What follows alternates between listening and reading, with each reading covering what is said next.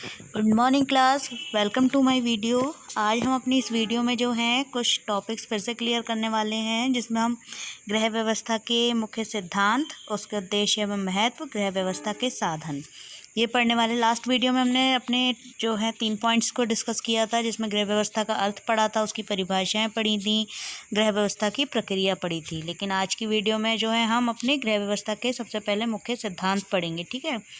उत्तम एवं सुचारू गृह व्यवस्था पर घर परिवार की ही सुख समृद्धि निर्भर रहती है। मतलब हमारे जो घर के काम हैं उनका मैनेजमेंट जब अच्छा होगा तो हमारे घर में हमेशा सुख और समृद्धि ही डिपेंड हमारी उसी पे ही करेगी। ठीक है। तो इसके कुछ इसमें देखिए पॉइंट्स दिए गए हैं। सबसे पहला है कार्य व्यवस्था संबंधी सिद्धांत।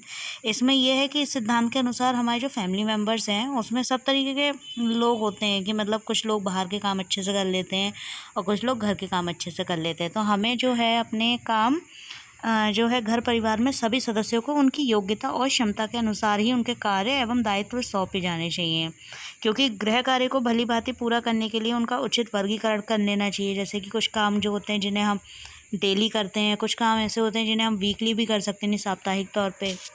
कुछ हमारे काम ऐसे होते हैं जो मंथली कर सकते हैं और कुछ हमारे ईयरली होते हैं। यानी हमें इन सारे कामों को बांट लेना चाहिए इनके टाइम के अकॉर्डिंग, कि जिसे हम महीने में भी एक बार कर सकते हैं तो उसे महीने के लिए बांट लेना चाहिए कि हाँ हम इस मंथ में इसे कर लेंगे।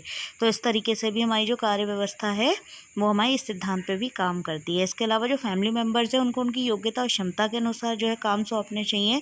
इट्स मीन्स जो बाहर के काम अच्छे से कर सकते हैं हम उन्हें बाहर के काम दें, और जो घर के काम अच्छे से कर सकते हैं उन्हें हम घर के काम दें। नेक्स्ट हमारा पॉइंट है अर्थव्यवस्था संबंधी सिद्धांत।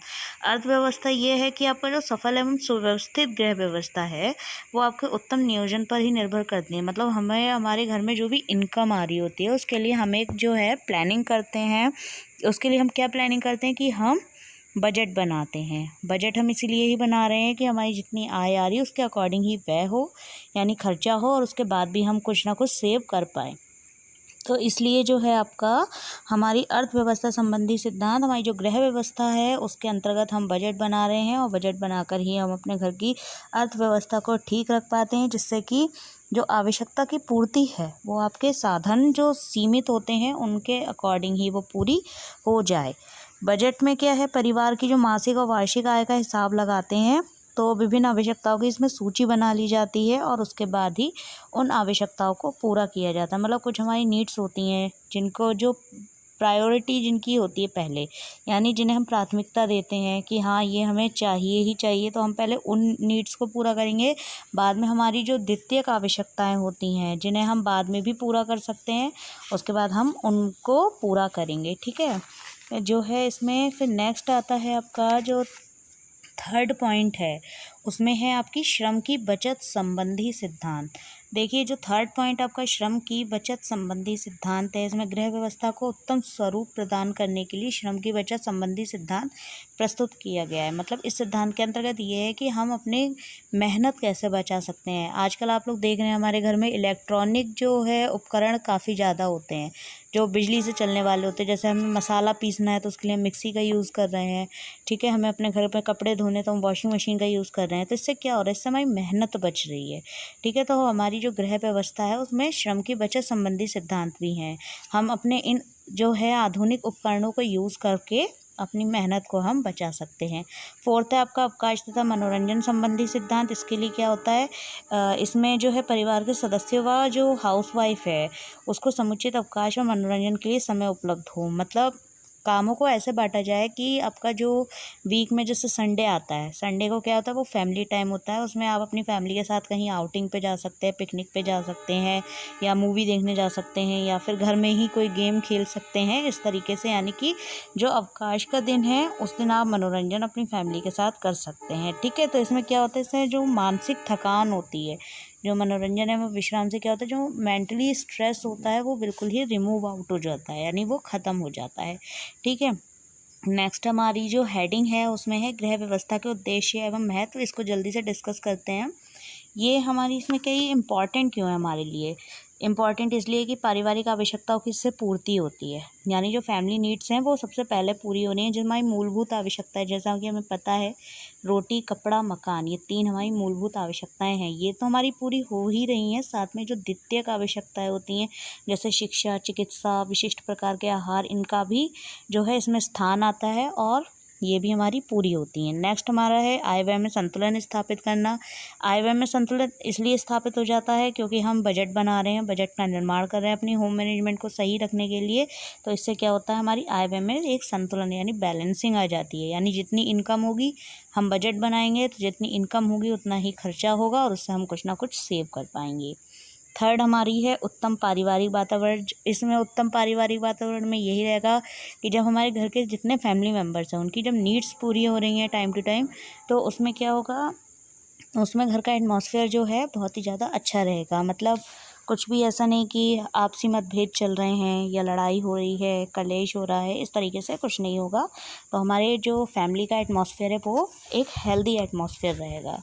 फोर्थ है आपका परिवार में नैतिक विकास। घर के जो बच्चे होते हैं वो बड़ों से ही सीखते हैं, तो जब बड़े ही जो हैं आपस में बहुत सही से रहेंगे तो इससे जो है बच्चों पर अच्छा असर रहेगा। तो नैतिक विकास में क्या होता है, माता पिता की अहम भूमिका होती है, सबसे महत्वपूर्ण भूमिका वही होती है। और क्योंकि माता पिता को ही आदर्श मानकर बच्चे जो हैं आचरण करते हैं, इसलिए जो है नैतिक मूल्यों का विशेष ध्यान रखना चाहिए, जिससे बच्चों का भी उचित नैतिक विकास जो है उसमें कोई भी बाधा नहीं आएगी। फिफ्थ है आपका उत्तम पारिवारिक स्तर को बनाए रखना। जब हमारे फैमिली में सब लोग खुश होंगे, हमारे फैमिली का एटमॉस्फेयर हेल्दी होगा, तो जो फैमिली का स्टेटस है वो भी कहीं ना कहीं उच्च होगा। हमेशा ये नहीं होता कि हमारा जो रहन सहन का स्तर है, हम बहुत लग्जीरियस लाइफ जी रहे हैं तभी हमारा वो हाई लेवल का होगा, ऐसा कुछ नहीं है। जब हमारे जो है फैमिली का एटमॉस्फेयर हेल्दी रहेगा तभी जो है हमारी फैमिली का स्टेटस भी ऊंचा रहेगा। ठीक है, नेक्स्ट हमारी हेडिंग है गृह व्यवस्था के साधन। इसमें सबसे फर्स्ट है मानवीय साधन। इस साधन में परिवार के सदस्यों की योग्यताएं, कुशलताएं, अभिवृत्तियां, ज्ञान तथा शक्ति आदि को सम्मिलित किया जाता है। इसमें हमारे कुछ व्यवहार, जैसे कि मनुष्य का व्यवहार है, मनुष्य के जो फैमिली में जितने सदस्य हैं उनकी रुचियां हैं कि कैसे कैसे इंटरेस्ट है लोगों का काम करने में। थर्ड है हमारा सैद्धांतिक ज्ञान, यानी कि जो है हमारा होम मैनेजमेंट जो है वो उसमें सैद्धांतिक ज्ञान जो है वो एक आवश्यक तत्व है, जो कि एक प्रमुख मानवीय साधन है जो हमारे अच्छी प्लानिंग में लाभदायक होता है। फोर्थ है आपका कार्य करने की शक्ति। सैद्धांतिक ज्ञान के आधार पर के अतिरिक्त परिवार के सदस्यों का कार्य करने की शक्ति भी एक महत्वपूर्ण मानवीय साधन ही है। ठीक है, नेक्स्ट है आपके अमानवीय या भौतिक साधन। अमानवीय भौतिक साधन में क्या आता है, इसमें वो साधन आते हैं कि जिसमें होम मैनेजमेंट के अंतर्गत आने वाली परिस्थितियों, सुविधाओं से होता है, ना कि परिवार के सदस्यों से। भौतिक या अमानवीय साधन जो हैं हमारे वो कहलाते हैं कि जिसमें हमारी मुख्यतः क्या होता है, धन, समय, वस्तुएं, संपत्ति, ये सारी चीज़ें जो हैं वो सार्वजनिक तौर पर होती हैं। कि जिसमें जो है जब तक हमारी, क्योंकि हमें टाइम भी चाहिए किसी काम को पूरा करने के लिए, हमें मनी चाहिए जिससे हम अच्छे से उस काम को ऑर्गेनाइज कर पाएँ, वस्तु एवं संपत्ति चाहिए, जब भी हमें कोई काम दिया जाता है तो उसके लिए हमें कई सारी चीज़ों की ज़रूरत पड़ती है। और नेक्स्ट है आपका सार्वजनिक सुविधाएं, जैसे कि कानून व्यवस्था, सुरक्षा का आश्वासन, यातायात, ये सारी चीज़ें भी होनी चाहिए। इसलिए आपके जो गृह व्यवस्था के साधन है वो 2 कैटेगरी में डिवाइड थे, मानवीय साधन और अमानवीय साधन।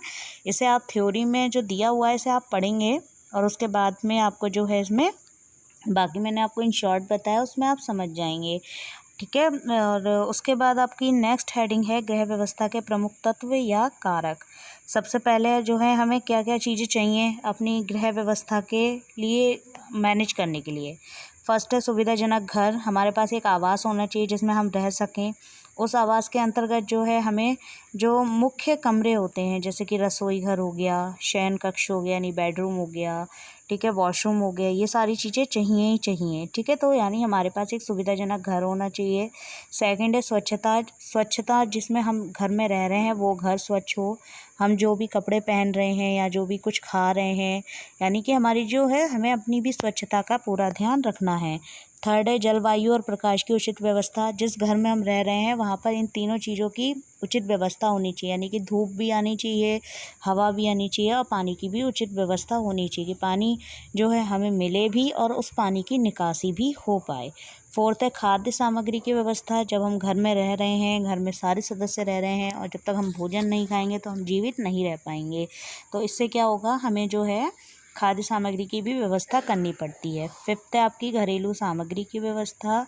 इसके अंतर्गत क्या होता है, जो हमारे बर्तन हैं, वस्त्र है, पुस्तकें हैं, बिस्तर, फर्नीचर, इन सबको सम्मिलित किया जाता है।